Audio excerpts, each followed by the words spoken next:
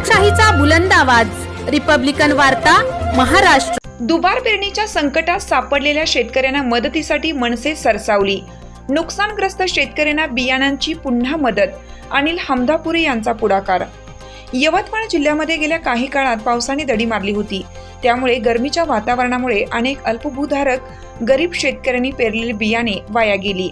अशा परिस्थितीत आसमानी संकटाला सामना करत असलेल्या यवतमाळ विधानसभेतील शेतकऱ्यांच्या मदतीसाठी मनसे सरसावली असून मनसेचे यवतमाळ जिल्ह्याचे नेते अनिल हमदापुरे यांच्या हस्ते संकटात सापडलेल्या शेतकऱ्यांना कपाशी आणि तुरीचे बियाणांचं वाटप करण्यात आलं।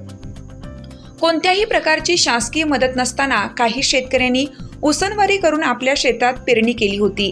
अनेक शेतकऱ्यांनी कर्जबाजारी होऊन सुद्धा आपल्या शेतात पेरणी केली होती, परंतु निसर्गाने आपला डाव साधत काही शेतकऱ्यांना या प्रकोपाचा फटका बसला।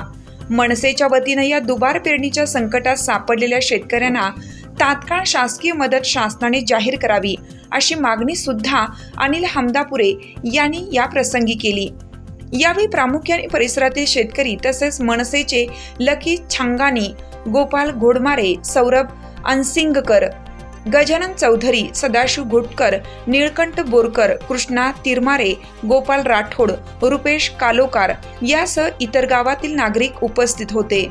रिपब्लिकन वार्ता महाराष्ट्र न्यूजसाठी केळापूर प्रतिनिधी हनुमान लसंते, यवतमाळ।